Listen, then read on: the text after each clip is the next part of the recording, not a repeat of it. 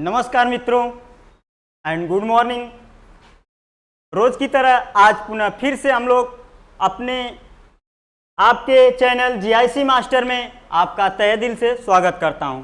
मेरे मित्रों, जैसे ही आप लोग YouTube पे सर्च बॉक्स में जाएंगे, सबसे पहले आप लोग को काम कर देना है कि सर्च बॉक्स में आप लोग को जीआईसी मास्टर डालना है सर्च बॉक्स में, और वहां सबसे पहले आपके सामने चैनल आएगा। सबसे पहले आप चैनल को क्या कर लेंगे, सब्सक्राइब कर लेंगे। सब्सक्राइब करने के बाद आप वीडियो को लाइक करेंगे और वीडियो को अधिक से अधिक शेयर करेंगे। ठीक है, आइए हम लोग चलते हैं आज सेल के बारे में। बायोलॉजी को हम लोग बहुत पहले देखे, उसके बाद हम लोग केमिस्ट्री देखना स्टार्ट कर दिए थे। तो हम लोग आज सेल के बारे में देखेंगे कि सेल होता क्या है, टाइप ऑफ सेल के बारे में।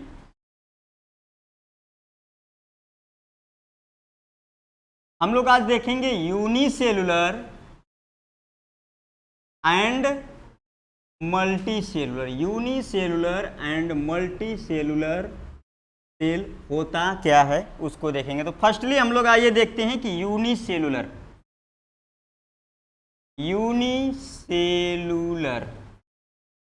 इसको जब हम लोग तोड़ेंगे तो यूनि मीन्स अलग हो जाएगा, सेलुला अलग हो जाएगा। सेलुला का मतलब हम बताए थे क्या होता है। यूनि मीन्स होता है वन, सेलुला मीन्स होता है सेल। मतलब समझ में आ रहा है, यूनि मीन्स होता है वन और सेलुला मीन्स होता है सेल। मतलब कोई भी ऑर्गेनिज्म है जिसकी बॉडी सिंगल सेल के द्वारा अगर मॉडिफाइड है, बनी हुई है, तो हम लोग का क्या कहलाता है, यूनिसेलुलर। या कोई भी ऑर्गेनिज्म है वो अपने सारे बायोलॉजिकल एक्टिविटी जो है सिंगल सेल के द्वारा कंप्लीट करती है, तो हम लोग का क्या कहलाता है, यूनिसेलुलर ऑर्गेनिज्म कहलाता है। बायोलॉजिकल एक्टिविटी में क्या होता है, कोई भी लिविंग ऑर्गेनिज्म है अगर बायोलॉजिकल एक्टिविटी जो होता है, बायोलॉजिकल एक्टिविटी, ये बायोलॉजिकल एक्टिविटी एक ही सेल में अगर कंप्लीट कर देता हो तो वो ऑर्गेनिज्म हम लोग का क्या कहलाता है, यूनिसेलुलर ऑर्गेनिज्म। यूनिसेलुलर ऑर्गेनिज्म या एक कोशिकीय जीव। क्यों? क्योंकि वो अपने जीवन की सारी क्रियाएं एक ही सेल में क्या करती है, कंप्लीट कर देती है। जैसे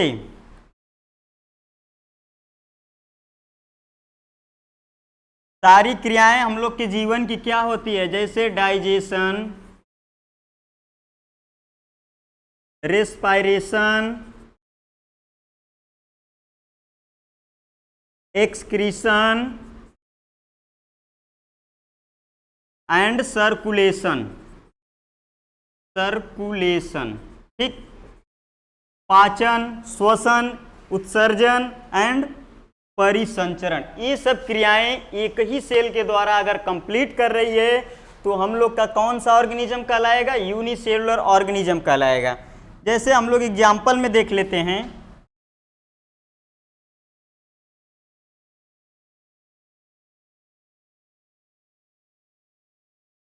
एग्जाम्पल में हम लोग का क्या आ जाएगा, अमीबा, पैरामीशियम, यूग्लिना। इसके बाद हम लोग का आता है हाइड्रा। हाइड्रा में हम लोग जैसे ही एंट्री करते हैं तो क्या होता है, हम लोग का टिश्यू ग्रेड ऑर्गेनाइजेशन में आ जाता है। टिश्यू ग्रेड ऑर्गेनाइजेशन का मतलब होता है कि इतना तो हम लोग क्या है, सिंगल सेल से बना होता है। इसमें ओरिजिनेशन होता है, ओरिजिन करने के बाद हाइड्रा जो होता है वो मल्टी सेलुलर क्या होता है, उसमें फंक्शन जो होते हैं, सारे बायोलॉजिकल एक्टिविटी जो होते हैं अलग अलग सेल में कंप्लीट होते हैं। तो ये हम लोग के मेनली किस में आ जाते हैं, यूनिसेलुलर, जिसको हम लोग प्रोटोजोआ कहते हैं। हाइड्रा में जब हम लोग आएंगे तो क्या हो जाता है, सिलिंट्रेटस। ठीक, तो इसमें हम लोग अमीबा के बारे में आप लोगों से एक बार चर्चा हम किए थे। इंडोसाइटोसिस के बारे में हम चर्चा किए थे। तो इसमें प्रोसेस एक्जोसाइटोसिस और इंडोसाइटोसिस प्रोसेस होता है जिसके द्वारा अपना सारा बायोलॉजिकल एक्टिविटी क्या करता है, कंप्लीट करता है अमीबा। आइए एक बार दिखा देते हैं इसको।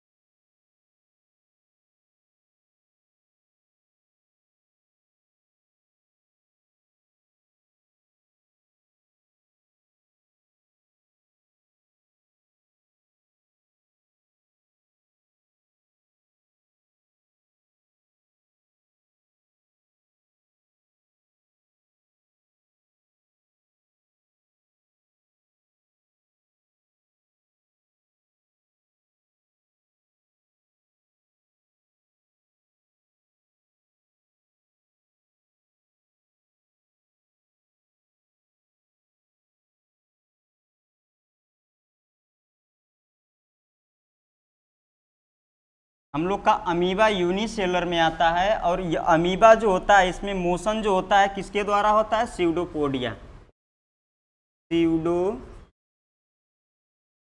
के द्वारा मोशन होता है। स्यूडोपोडिया को बताए भी थे, इसको हिंदी में कूटपाद के नाम से भी जानते हैं। स्यूडो मीन्स होता है, स्यूडो को अलग अलग हम लोग अगर करेंगे,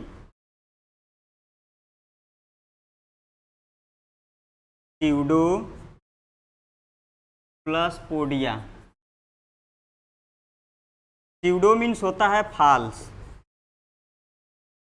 पोडिया मीन्स होता है फुट। मतलब इसमें क्या होता है? झूठा पैर होता है। जैसे वाटर के मोमेंट के साथ ये क्या कहता है, इसमें मोशन होता रहता है। तो जैसे ही वाटर का फ्लो जिस साइड से जाता है, अगर मान लीजिए कोई पार्टिकल रास्ते में उसके आ गया तो उसके बॉडी के अकॉर्डिंग वो क्या करता है? अपने शेप को चेंज कर लेता है।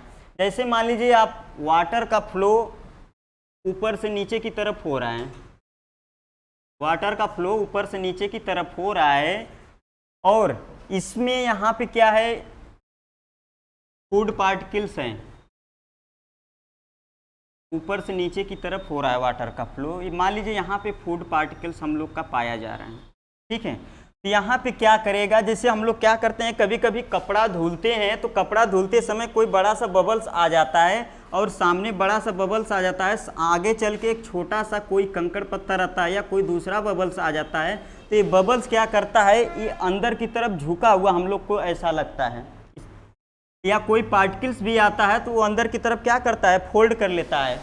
फोल्ड करने के बाद हम कुछ समय बाद ऐसा हम लोग को देखने का आता है कि ये बबल वाटर के फ्लो के साथ आगे बहता हुआ चला जाता है, और यहाँ पे जो पार्टिकल्स रहता है इसके सेंटर में आ जाता है, और धीरे धीरे वाटर का बबल्स जो होता है और आगे चलते हुए जाता है। और जब आगे चलता है, ये बबल्स जब यहाँ पे आता है तो सेल जो होता है बबल का बाहरी छोर जो सबसे बाहर की तरफ वाला होता है, हल्का सा बाहर की तरफ फोल्ड करता हुआ आता है, और आगे और फ्लो जब हो जाता है तो इससे क्या करता है? ये पार्टिकल यहीं पे छूट जाता है, और फिर से उसका आउटर सरफेस जो होता है अपने शेप को कवर कर लेता है। इसी तरह हम लोग का क्या होता है? अमीबा में मोशन होता है। ये क्या करता है? यहाँ से वाटर का फ्लो हो रहा है, यहाँ पे कोई फूड पार्टिकल्स रखा हुआ है, तो इसका सेल जो होता है फूड पार्टिकल से जैसे ही टकराएगा, ये क्या करेगा? इसका सेल जो होता है अंदर की तरफ फोल्ड हो जाएगा, अंदर की तरफ फोल्ड हो जाएगा। और जो होता है वाटर का फ्लो और तेजी आगे बढ़ता रहता है, कंटिन्यू इसमें वाटर का फ्लो होता रहता है, तो पार्टिकल्स धीरे धीरे क्या करता है? और पास में चला जाता है सेल के, और सेल जो होता है और अंदर की तरफ इन्वेजिनेट हो जाती है।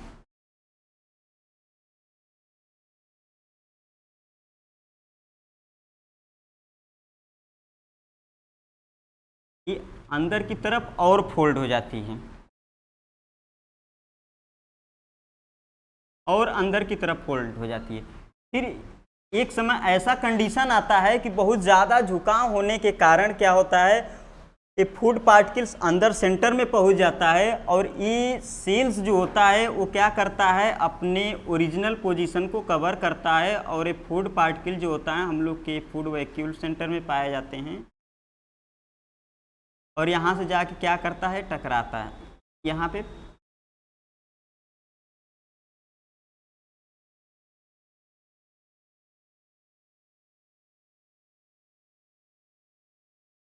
यहाँ पे फूड पार्टिकल्स हम लोग का चला जाता है, और ये आउटर जो होता है इसकी अपना ओरिजिनल पोजीशन जो होता है सेल क्या करता है? कवर कर लेता है।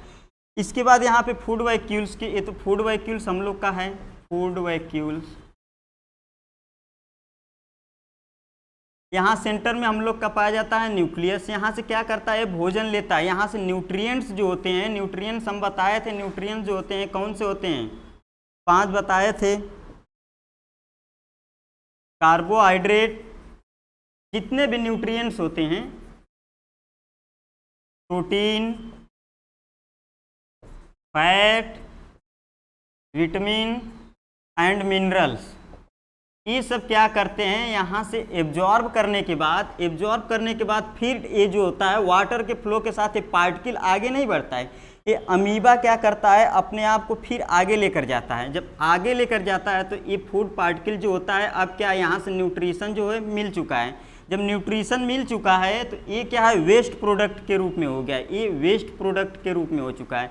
तो ये क्या करता है, अमीबा आगे की तरफ जो मूव करता है तो यहाँ पे क्या करता है, यही फूड पार्टिकल्स जो होता है हम लोग का आगे की तरफ चला जाता है।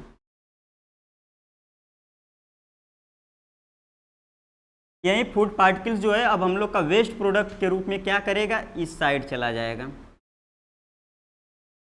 जब इधर जाएगा तो जैसे ही सेल से टकराएगा तो सेल को क्या करेगा, बाहर की तरफ खींचेगा। बाहर की तरफ खींचेगा तो इसका सेल जो होता है वो क्या करेगा, बाहर की तरफ इस तरह निकल जाएगा। यहाँ पे न्यूक्लियस, ये सेल जो होता है बाहर की तरफ निकल जाएगा। इसके बाद एक कंडीशन ऐसा आता है कि ई क्या करता है, फूड वेस्ट प्रोडक्ट के रूप में ये सेल से बाहर आ जाता है और ये सेल जो होता है अपने ओरिजिनल पोजीशन को क्या करता है, रिकवर कर लेता है।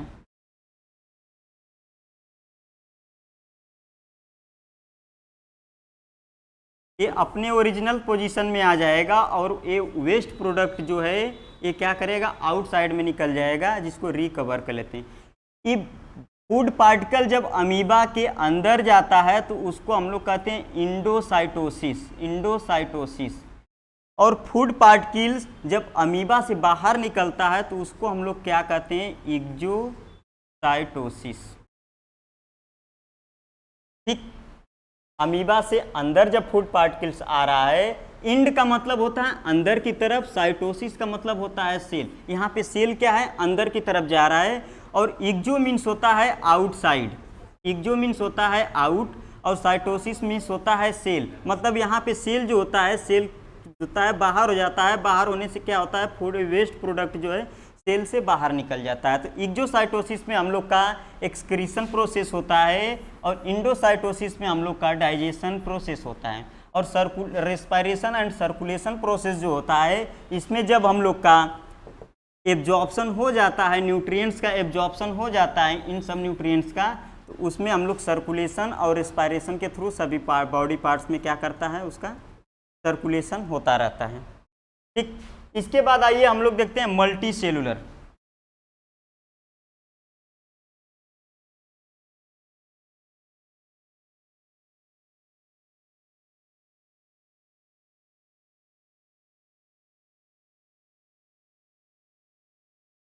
Multi cellular organism,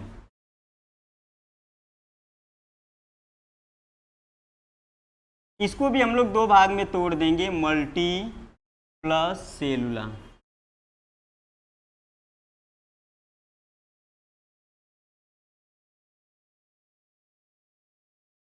multi means को हम लोग कह सकते हैं डिफरेंट, सेलुला मीन्स होता है सेल, इसको हम लोग मल्टीपल भी बोल सकते हैं।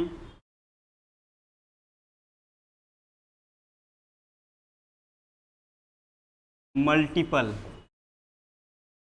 सेलुला मीन्स होता है सेल। मतलब कोई भी लिविंग ऑर्गेनिज्म जो अपने बॉडी के सभी बायोलॉजिकल एक्टिविटी को अलग अलग सेल के द्वारा कंप्लीट करती है, वो हम लोग का क्या कहलाता है, मल्टी सेलुलर ऑर्गेनिज्म, बहुकोशिकीय जीव। एनी लिविंग ऑर्गेनिज्म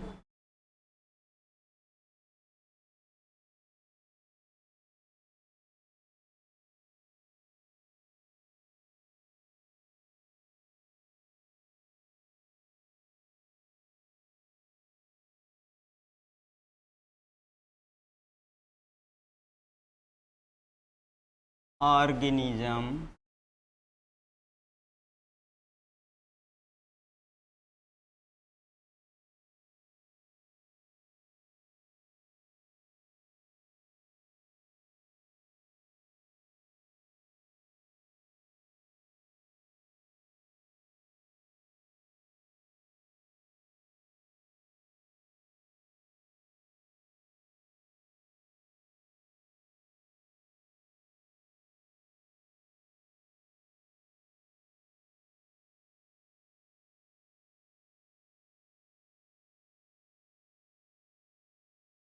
कोई भी लिविंग ऑर्गेनिज्म है जो अपना जीवन या अपने जीवन को क्या करती है, डिफरेंट या मल्टीपल सेल के द्वारा कंप्लीट करती है, वो हम लोग का क्या कहलाता है, मल्टी सेलुलर ऑर्गेनिज्म कहलाता है। जैसे हम लोग का मल्टी सेलुलर सबसे पहले हम लोग के अर्थ पे क्या पाए गए, हाइड्रा पाए गए। जब हम लोग क्लासिफिकेशन या ओरिजिन देखेंगे तब ये देखने को मिलेगा हम लोग को हाइड्रा। हाइड्रा को हम लोग क्या कहते हैं, टिश्यू ग्रेड ऑर्गेनाइजेशन के नाम से भी जानते हैं। टिश्यू ग्रेड ऑर्गेनाइजेशन क्योंकि हम लोग के अर्थ पे सबसे पहले टिश्यू से बना, उत्तक से बना सबसे पहला ऑर्गेनिज्म कौन सा है, हाइड्रा है। हाइड्रा जो होता है हम लोग का फाइलम किस में आता है, सिलेंट्रेटा में आता है। ट्रेटा सिलेंट्रेटा में इसको क्यों रखा गया है, क्योंकि हाइड्रा को आप लोग देखेंगे ऊपर अपर साइड में जो होता है टेंटिकल्स पाए जाते हैं। लगभग 5 to 7 के में क्या करते हैं, टेंटिकल्स पाए जाते हैं। और टेंटिकल्स में क्या होते हैं, छोटे सेल्स पाए जाते हैं। छोटे छोटे सेल्स जो होते हैं उसको हम लोग क्या कहते हैं, नीडोब्लास्ट सेल कहते हैं। क्योंकि उसके ऊपर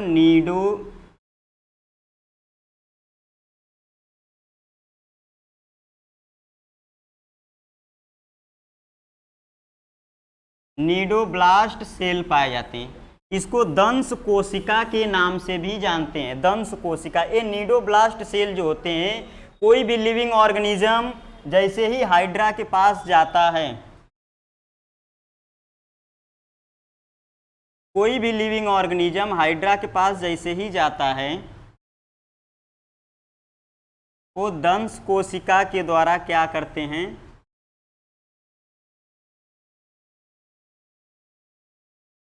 ये हम लोग का टेंटिकल्स पाए जाते हैं। यहाँ पे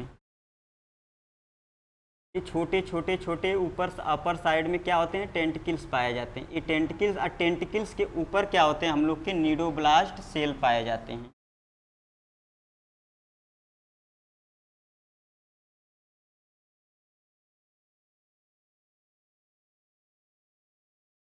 महीन इस तरह टेंटिकल्स पाए जाते हैं।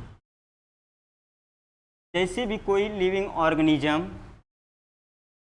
हाइड्रा के पास जाता, उसको क्या करते हैं, कैप्चर करते हैं। यही कैप्चर करने के बाद ये सेल जो होता है, उस सेल्स को क्या करते हैं, उस लिविंग ऑर्गेनिज्म में चुभा देते हैं। जिससे क्या होते हैं, लिविंग ऑर्गेनिज्म जो भी इसके संपर्क में गया हुआ रहता है वो क्या हो जाता है, बेहोश हो जाता है। और बेहोश होने के बाद उस लिविंग ऑर्गेनिज्म को वो अपने बॉडी में क्या करते हैं, इंगल्फ कर लेते हैं। इंगल्फ करने के बाद उसको क्या करते हैं, उससे जो भी आपके न्यूट्रिएंट्स है एब्जॉर्ब कर लेंगे और वेस्ट के रूप में फिर से उसको क्या करते हैं, बाहर निकाल देते हैं।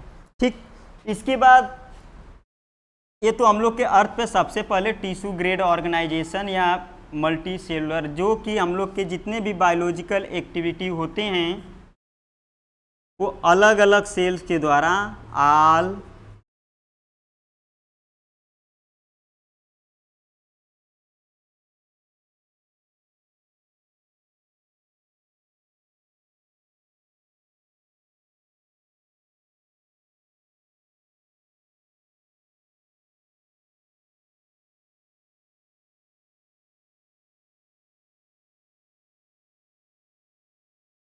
सभी बायोलॉजिकल एक्टिविटी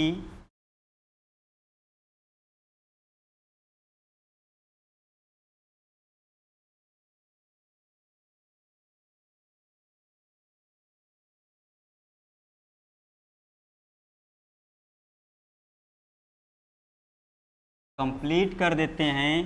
किससे कंप्लीट करते हैं, डिफरेंट सेल के द्वारा। मतलब जो भी बायोलॉजिकल एक्टिविटी करते हैं, जैसे डाइजेशन होता है वो अलग सेल से क्या करते हैं, परफॉर्म करते हैं। रेस्पायरेशन अलग सेल के द्वारा परफॉर्म करते हैं। एक्सक्रीशन अलग सेल्स के द्वारा परफॉर्म करते हैं। और सर्कुलेशन अलग। मतलब जितने भी आपके बायोलॉजिकल एक्टिविटी होते हैं वो सारे अलग अलग सेल्स के द्वारा क्या किए जाते हैं, परफॉर्म किए जाते हैं। इसमें हम लोग के हाइड्रा के बाद हम लोग का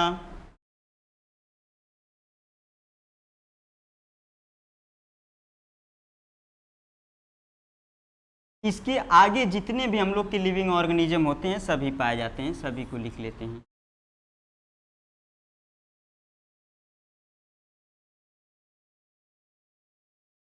एनेलिड्स में जितने भी आते हैं, प्लेटी हेलमिन्थ्स में जितने आ जाते हैं,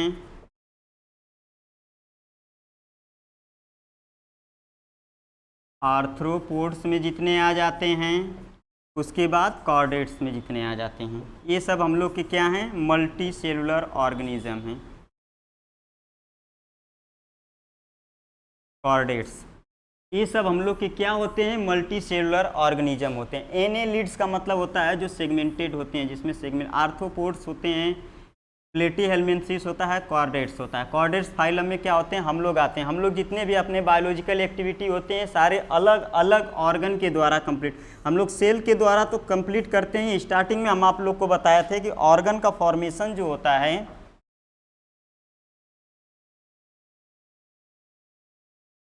सबसे पहले हम लोग का क्या होता है, सेल्स।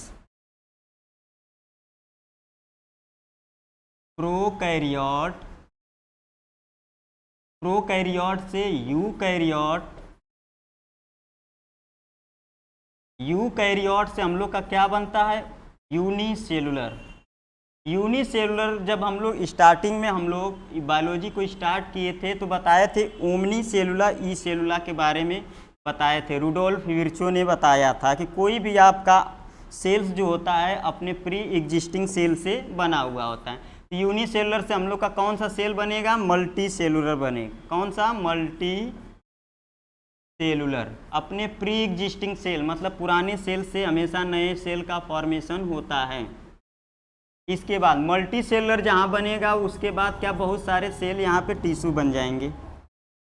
ग्रुप ऑफ सेल को हम लोग क्या कहते हैं, टिश्यू कहते हैं।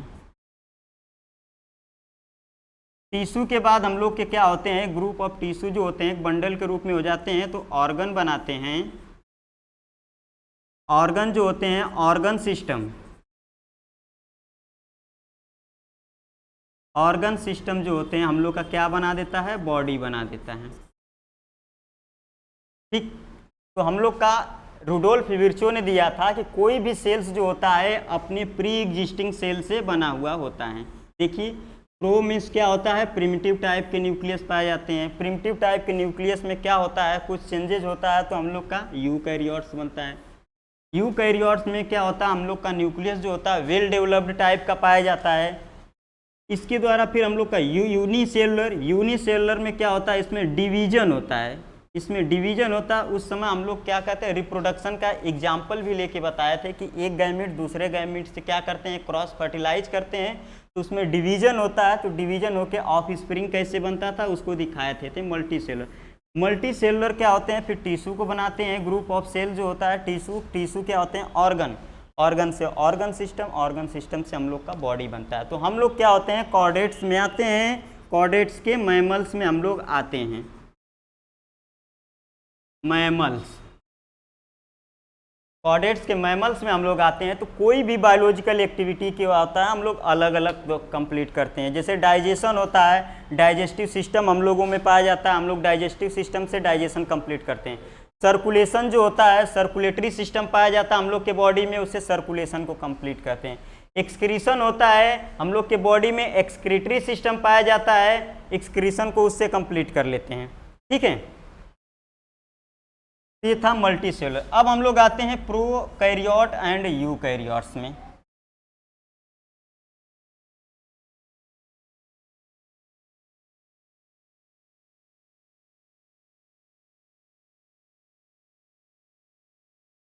प्रोकैरियोट्स,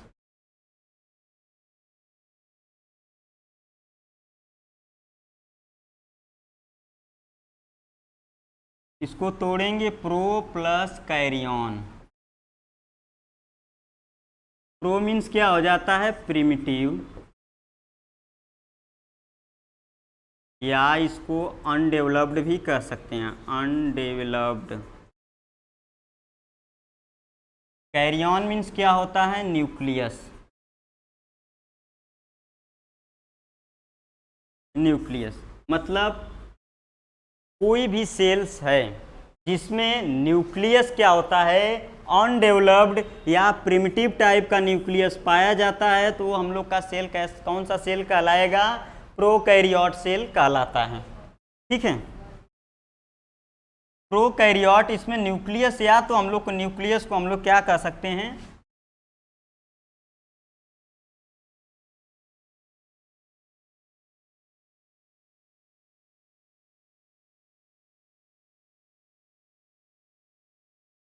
डेवलप्ड भी कह सकते हैं। क्यों? क्योंकि इसमें न्यूक्लियर मेम्ब्रेन, इसमें न्यूक्लियस के अंदर जो होता है न्यूक्लियोप्लाज्म तो पाया जाता है, वो क्या होता है हम लोग के साइटोप्लाज्म में क्या होता है, मिक्स हो गया होता है, लेकिन उसके अंदर जो जेनेटिक मटेरियल पाया जाता है वो जेनेटिक मटेरियल पाया जाता है, पार्शियली डेवलप्ड के नाम से भी पाए जाते हैं। इसमें क्या होता है, न्यूक्लियस की जगह हम लोग का क्या पाया जाता है, न्यूक्लियोइड पाया जाता है। इसमें न्यूक्लियोप्लाज्म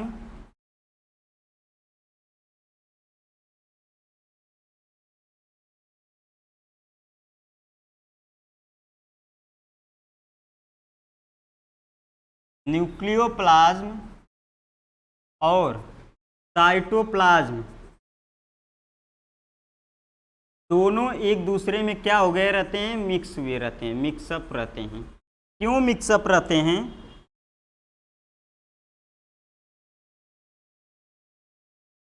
क्योंकि आपका न्यूक्लियस जो होता है,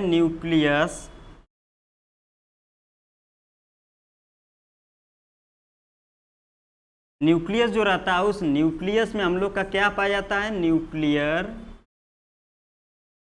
मेम्ब्रेन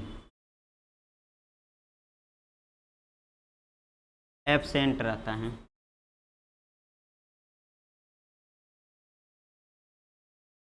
जैसे हम लोग के घर रूम है, रूम के चारों तरफ दीवार बनी हुई है, अगर दीवार नहीं रहता तो बाहर की हवा अंदर और अंदर की हवा जो होती है बाहर जाती रहती। या कोई भी चीज़ है, मान लीजिए बाहर तेजी से हम लोग का क्या हवा चल रहा है, तो बाहर कोई भी डस्ट पार्टिकल्स है वो आसानी से क्या होता है, अंदर आ सकता है। इसी तरह हम लोग का सेल्स जो होता है, सेल जो होता है, सेल जो होता है हम लोग का, उस दिन बताए थे हेक्सागोनल स्ट्रक्चर होता है। मान लीजिए हम लोग का ये सेल है, सेल में क्या होता है, न्यूक्लियस जो होता है, मान लीजिए यहाँ क्रोमेटिन थ्रेड तो हम लोग का पाया जाता है, क्रोमेटिन थ्रेड पाया जाता है, लेकिन इसके ऊपर न्यूक्लियर, ये मान लीजिए हम लोग का क्या है, न्यूक्लियर मेम्ब्रेन है।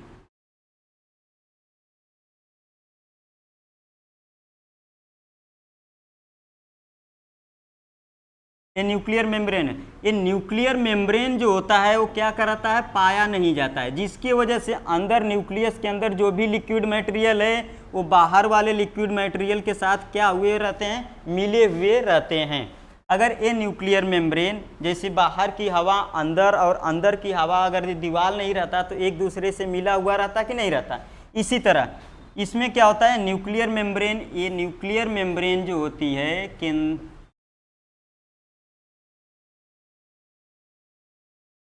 न्यूक्लियर मेम्ब्रेन जो है वो क्या होती है, एब्सेंट होती है। ये शॉर्ट फॉर्म यहाँ पे लिखे हुए हैं, एब्सेंट होती है।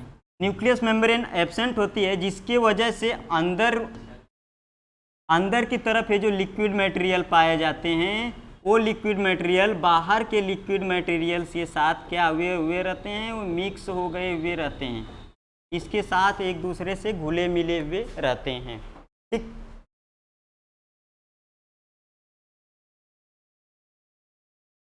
इसके साथ मिल गए हुए रहते हैं। ठीक, ये होता है हम लोग का प्रोकैरियोट। प्रो मीन्स क्या होता है, प्रिमिटिव टाइप की इसमें न्यूक्लियस पाए जाते हैं। प्रिमिटिव टाइप के न्यूक्लियस का मतलब इसमें न्यूक्लियर मेम्ब्रेन नहीं पाया जाता है, न्यूक्लियर मेम्ब्रेन नहीं पाया जाता है, जिसकी इसका न्यूक्लियोप्लाज्म, सेल के न्यूक्लियोप्लाज्म या साइटोप्लाज्म के साथ क्या हुआ रहता है, मिक्स हो गया रहता है। ठीक, इसमें क्या होता है, न्यूक्लियस को हम लोग क्या कहते हैं, न्यूक्लियोइड के नाम से भी जानते हैं। इसका एग्जाम्पल हम लोग का क्या होता है, बैक्टीरिया,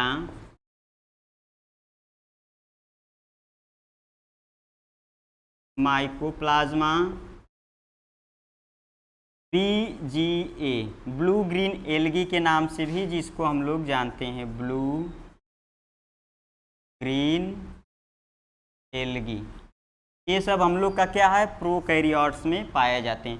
ये ब्लू गंगा जी के पानी में जीवाणु या कोई भी कीटनाशक जीव नहीं पाए जाते हैं। यही कारण है कि नहीं पाए जाते हैं। किस कौन सा, ये बीजीए के कारण ही हम लोग के गंगा जी का जो पानी है उसमें जीवाणु नहीं पाए जाते हैं। क्यों? क्योंकि इसके नीचे जो होता है पेंटागन लाइक स्ट्रक्चर इसका पाया जाता है।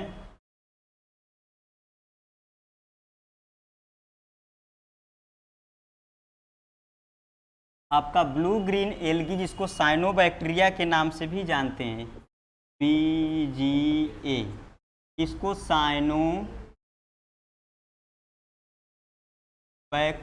के नाम से भी जानते हैं। इसका स्ट्रक्चर लगभग कुछ इस तरह पाया जाता है।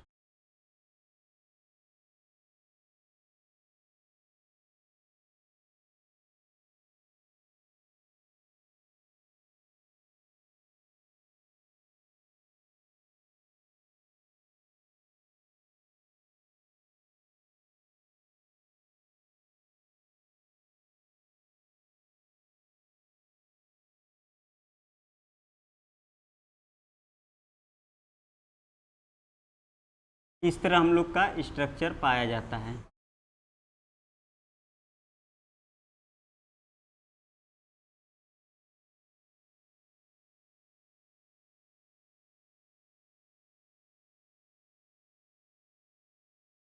स्ट्रक्चर पाया जाता है। इसमें जो होता है नीचे की तरफ पेंटागन जो होता है, नीचे की तरफ सेल पाए जाते हैं, नीडी लाइक सेल पाई जाती है, जो क्या करते हैं बैक्टीरिया जितने भी माइक्रो ऑर्गेनिज्म, वाटर में माइक्रो ऑर्गेनिज्म पाए जाते हैं उसको क्या करते हैं, किल कर देते हैं। ये इसमें नीडी लाइक स्ट्रक्चर इन सब के नीचे पाया जाता है, जो बैक्टीरिया के ऊपर जाते हैं और बैक्टीरिया के ऊपर क्या करते हैं, ऐसे अटैच हो जाते हैं। अटैच हो जाते हैं तो वहाँ से बैक्टीरिया से क्या करते हैं, वो न्यूट्रिशन को क्या कर एब्जॉर्ब कर लेते हैं, न्यूट्रिशन को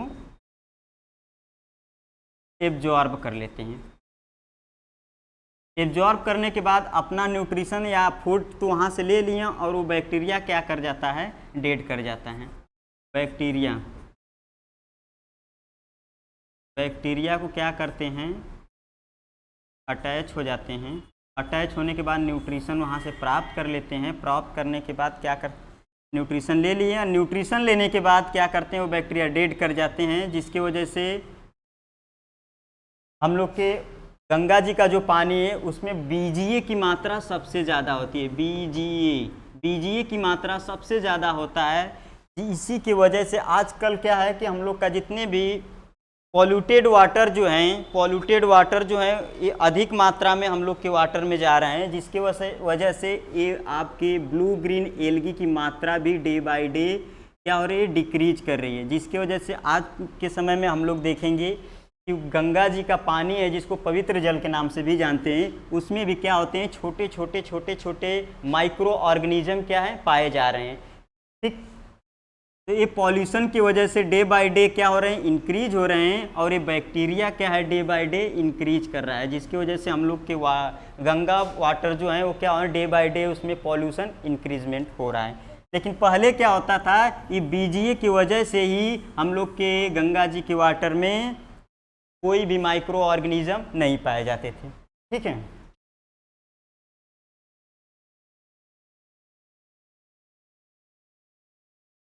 अब हम लोग आते हैं यूकैरियोट।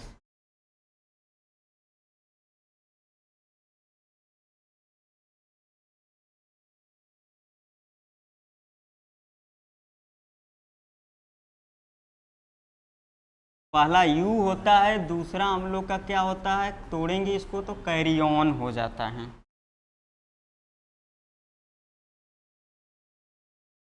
कैरियन, यू मीन्स होता है ट्रू, कैरियन मीन्स होता है न्यूक्लियस, या इसको डेवलप्ड भी कहते हैं, डेवलप्ड, वेल डेवलप्ड भी लिख सकते हैं।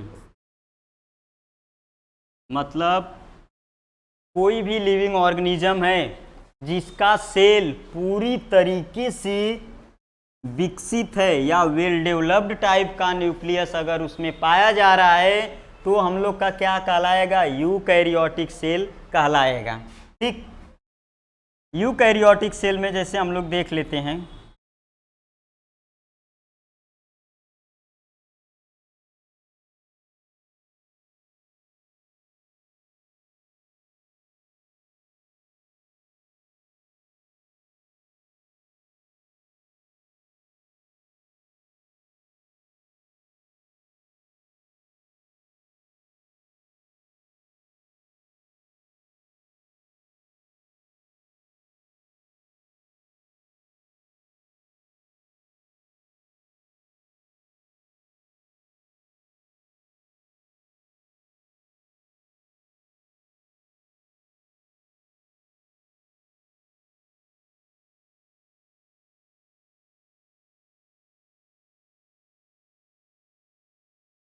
ये क्या हो जाता है हम लोग का न्यूक्लियर मेम्ब्रेन। न्यूक्लियर मेम्ब्रेन, ये हो जाता है हम लोग का न्यूक्लियर पोर। इसमें हम लोग का जेनेटिक मटेरियल पाया जाता है, जिसको हम लोग क्या कहते हैं, chromatin thread. Well developed type का न्यूक्लियस पाया जाता है। इसमें एक बड़ा सा क्या हो जाता है, न्यूक्लियोलस पाया जाता है गैसियस एक्सचेंज के लिए। इसके बाद इसमें हम लोग का क्या है, लिक्विड मटेरियल, चिपचिपे पदार्थ पाए जाते हैं। लिक्विड मटेरियल, इसको हम लोग क्या कहते हैं, न्यूक्लियोप्लाज्म। स्टार्टिंग में हम बताए थे न्यूक्लियोप्लाज्म और साइटोप्लाज्म को हम लोग क्या कहते हैं।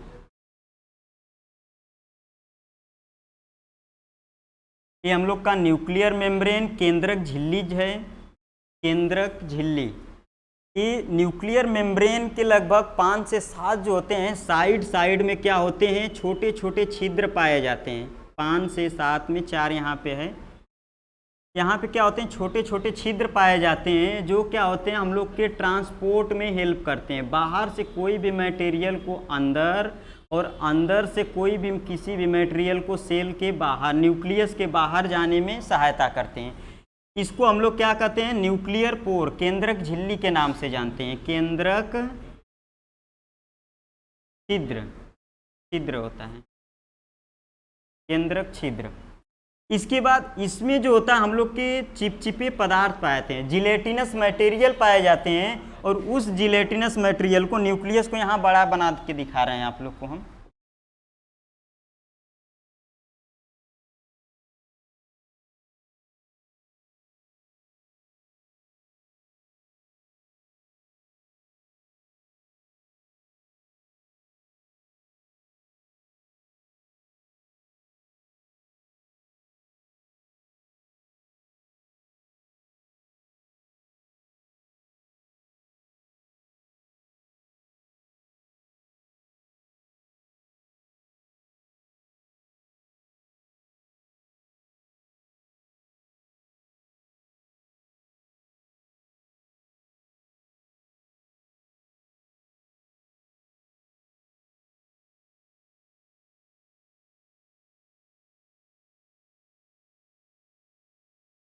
ये हम लोग का क्या हो जाता है, न्यूक्लियर मेम्ब्रेन।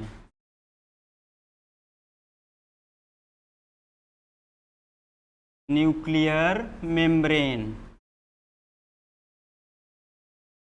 न्यूक्लियर मेम्ब्रेन ये क्या होता है, हम लोग का न्यूक्लियर पोर के नाम से जानते हैं। न्यूक्लियर पोर, कोई भी सबस्टेंस सेल से न्यूक्लियस में और न्यूक्लियस से सेल में जब जाता है या ट्रांसपोर्ट होता है या ट्रांसलोकेशन को उसको ये क्या करता है, न्यूक्लियर पोर के द्वारा ही होता है। इसके बाद इसमें जो होता है हम लोग का जेनेटिक मटेरियल, इस तरह भी दिखा सकते हैं, किसी भी तरह दिखा सकते हैं आप। इसको हम लोग क्या कहते हैं, क्रोमैटिन थ्रीड। ये होता है क्रोमैटिन थ्रीड।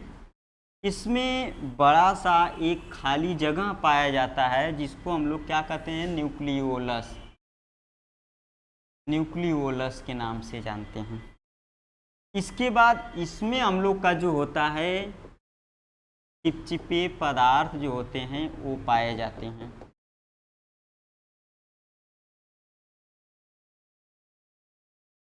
जिसको हम लोग केंद्रक द्रव्य के नाम से, न्यूक्लियोप्लाज्म के नाम से जानते हैं। ये क्या होता है हम लोग का न्यूक्लियोप्लाज्म, इधर दिखा दे रहे हैं, ये होता है हम लोग का न्यूक्लियोप्लाज्म।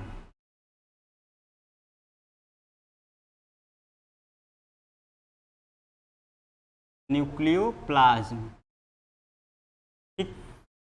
यही न्यूक्लियस जो है यहाँ पे जो होता है, कोई भी सबस्टेंस, मान लीजिए हम लोग कोई वर्क करते हैं या हम लोग को बॉडी के अकॉर्डिंग या सेल्स के अकॉर्डिंग जिस न्यूट्रिएंट्स की आवश्यकता होती है या नेसेसरी होती है, वो क्या करता है, उस सेल के पास पहुँचता है, और सेल के पास पहुँचने के बाद ये क्या करता है, न्यूक्लियस के पास हो जाएगा ही जाएगा, तो ये न्यूक्लियर पोर के द्वारा ही क्या करता है, जाता है। और कोई भी हम लोग को मैसेज होता है न्यूक्लियस से, तो ये क्या करता है, न्यूक्लियर पोर के द्वारा ही सेल में आता है, फिर सेल के द्वारा हम लोग के सेल से बाहर जाता है, ठीक।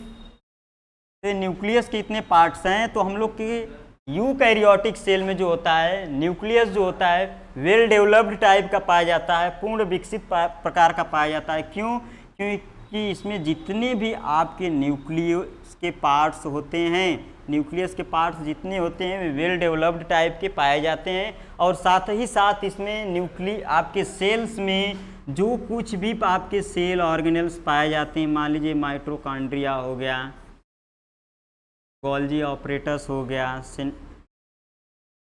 माइक्रोट्यूब्यूल्स हो गए, वैक्यूल्स हो गए, और इसमें लिक्विड मटेरियल हो गए,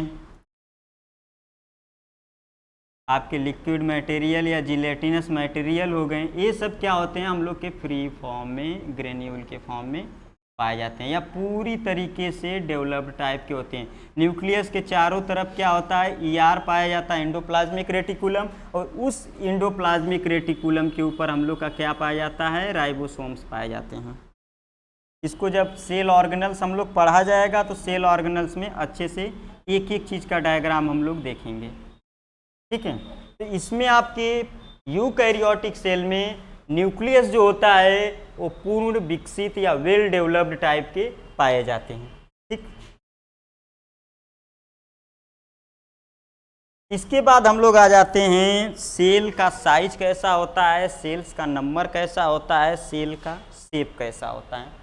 तो सेल जो होता है हमेशा क्या करता है, वेरिएशन उसमें होता है। क्यों वेरिएशन होता है? क्योंकि अभी हम लोग देखे हैं कि पैरामीशियम भी, और उसके बाद अमीबा जो होता है, अमीबा में वेरिएशन जो होता है वाटर के फ्लो के साथ अपने बॉडी को क्या करता है, हमेशा चेंज करता रहता है, ठीक। इसके बाद हम लोग का आता है कि सेल जो होता है उसको हम लोग आइडेंटिफाइड कर सकते हैं डिफरेंट बॉडी शेप के आधार पर। क्यों? क्योंकि अमीबा जो होता है वो डिफरेंट साइज का होता है। हम लोग का पैरामीशियम जो होता है, पैरामीशियम इस तरह हम लोग स्लीपर शेप के नाम से भी जानते हैं। यूग्लिना होता है, ये आपका यूग्लिना इस तरह होता है। तो अलग अलग बॉडी जो होते हैं, बॉडी का शेप जो होता है यूनिसेलुलर में अलग अलग प्रकार से होता है।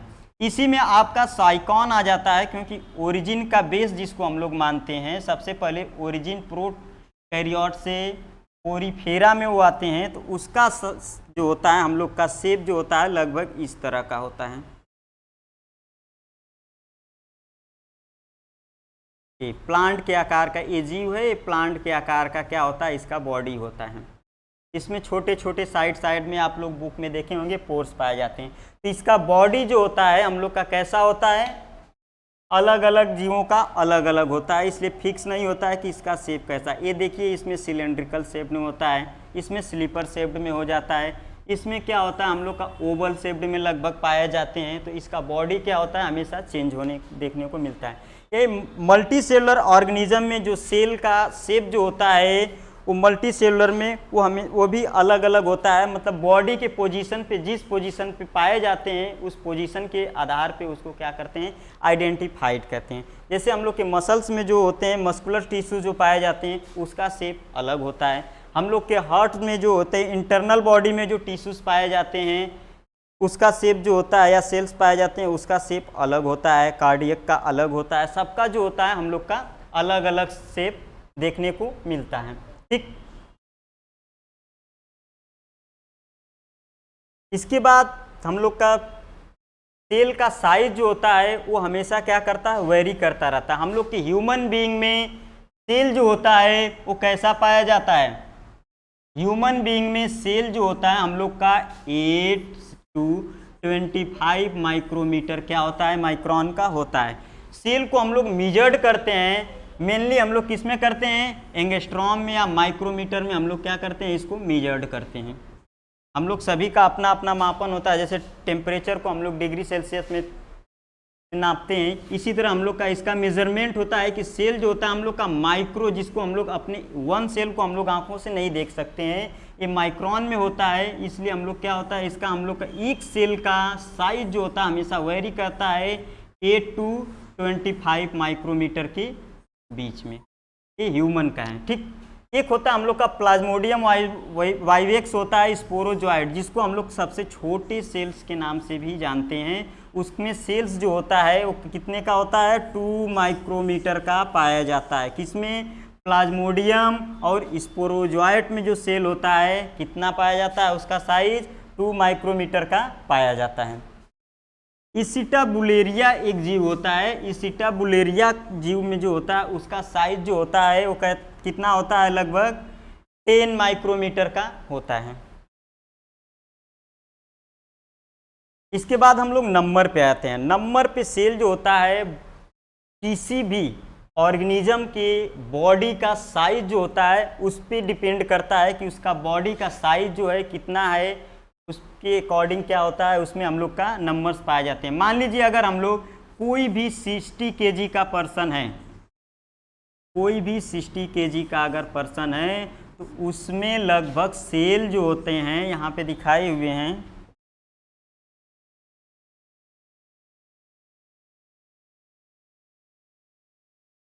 कोई भी अगर 60 kg का पर्सन है तो उसके बॉडी में सेल की जो मात्रा है वो कितना रहेगा, लगभग 60 गुणे 60 × 10⁻50 इतना सेल्स पाए जाएंगे कोई भी पर्सन अगर 60 kg का है। और उसी में 60 kg के पर्सन में उसके वैस्कुलर टिश्यू में सेल जो होते हैं, आपके ब्लड जो होते हैं, ब्लड में सेल्स जो होते हैं वो कितने पाए जाएंगे, 30 × 10⁻50। कितने के नंबर यहाँ 30 लिख दीजिए, 30 लिखने के बाद 15 टाइम 0 आप लोग लगा देंगे, जितना आएगा उतना हम लोग के ब्लड में सेल्स की मात्रा पाई जाएगी। और यहीं पे अगर हम लोग 60 लगाते हैं, 60 लगाने के बाद 15 टाइम क्या कर देंगे, अगर 0 लगा देंगे तो जितना टाइम 0 लगाने के बाद आएगा उतना हम लोग का क्या होता है, बॉडी वेट के अकॉर्डिंग सेल्स की मात्रा पाई जाती है, बॉडी वेट के अकॉर्डिंग। ठीक है,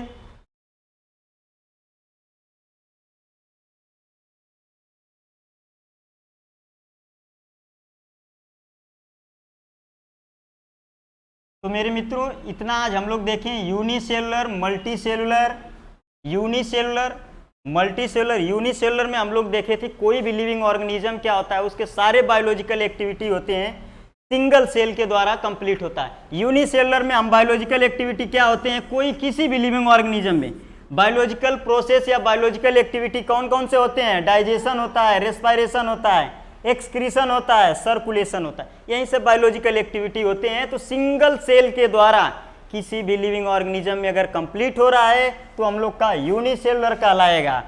और बायोलॉजिकल एक्टिविटी अलग अलग सेल्स के या ऑर्गन के द्वारा कंप्लीट हो रहा है तो हम लोग के कौन से कहलाएंगे, मल्टी सेलुलर ऑर्गेनिज्म कहलाएंगे। जैसे हम ही लोग अपने में देख लीजिए, हमारे में क्या होता है, हम लोग कोई भी वर्क करते हैं, हाथ के करते हैं, हम लोग का एक ऑर्गन सिस्टम होता है, चलते हैं पैर किससे चलते हैं, ऑर्गन सिस्टम होता है। हम लोग सांस लेते हैं मैक्सिमम नाक से लेते हैं, खाना खाते हैं मुंह से खाना खाते हैं, तो हम लोग के एक ऑर्गन सिस्टम होते हैं। जहाँ पे हम लोग चबाते हैं वो बकल कैविटी होता है, तो कैविटी में आते हैं, वो सिस्टम में नहीं आता है। ठीक, ये हम लोग का ऑर्गन सिस्टम होता है। सेंसरी ऑर्गन, ये सेंसरी ऑर्गन, ये सेंसरी ऑर्गन, तो ये सब क्या हम लोग के ऑर्गन हो गए।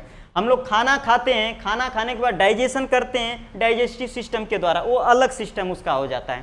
सांस लेते हैं, रेस्पिरेटरी सिस्टम पाया जाता है। सर्कुलेशन, ब्लड का ट्रांसपोर्ट, ब्लड और न्यूट्रिएंट्स का ट्रांसपोर्ट जहाँ पे होता है, ब्लड और न्यूट्रिएंट्स का ट्रांसपोर्ट जब हम लोग का होता है एक सेल से दूसरे सेल में, तो हम लोग का क्या होता है, सर्कुलेटरी सिस्टम में होता है। हम लोग के बॉडी में कोई भी वेस्ट प्रोडक्ट रहते हैं, वेस्ट प्रोडक्ट को बॉडी से बाहर जब हम लोग निकालते हैं तो हम लोग का एक्सक्रीटरी सिस्टम होता है, तो जिसमें सारी ये सब बायोलॉजिकल एक्टिविटी अलग अलग सिस्टम या ऑर्गन के द्वारा कंप्लीट होता है, उसको हम लोग क्या कहते हैं, मल्टी सेलुलर ऑर्गेनिज्म। ठीक, इसके बाद हम लोग प्रोकैरियोट्स और यूकैरियोट्स देखे थे। प्रो में हम बताए थे कि कोई भी सेल्स पाए जाते हैं अगर उसमें न्यूक्लियस अनडेवलप्ड टाइप का न्यूक्लियस पाया जा रहा है तो हम लोग का प्रोकैरियोट सेल पाया जाएगा। और यूकैरियोट में बताए थे कि कोई भी ऑर्गेनिज्म है अगर उसमें न्यूक्लियस वेल डेवलप्ड टाइप का पाया जाएगा तो हम लोग का क्या होता है, वो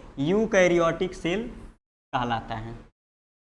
इसके बाद हम लोग शेप, साइज एंड नंबर देखे थे।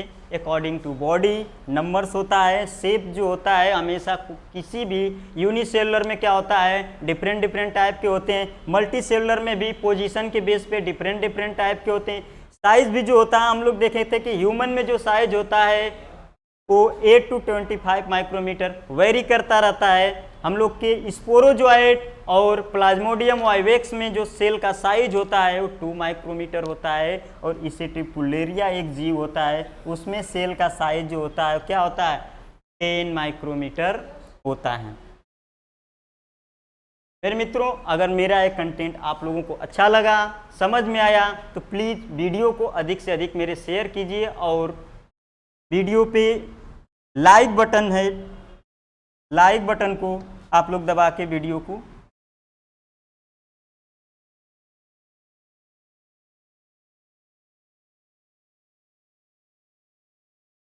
को लाइक और शेयर अधिक से अधिक कीजिए। तो आज हम लोग चलते हैं, कल देखेंगे हम लोग प्लाज्मा मेम्ब्रेन होता क्या है, प्लाज्मा मेम्ब्रेन के टाइप्स देखेंगे और प्लाज्मा मेम्ब्रेन का फंक्शन देखेंगे। जो किसी भी सेल के आउटर कवरिंग होती है उस आउटर कवरिंग के बारे में देखते हैं। चलते हैं, जय हिंद।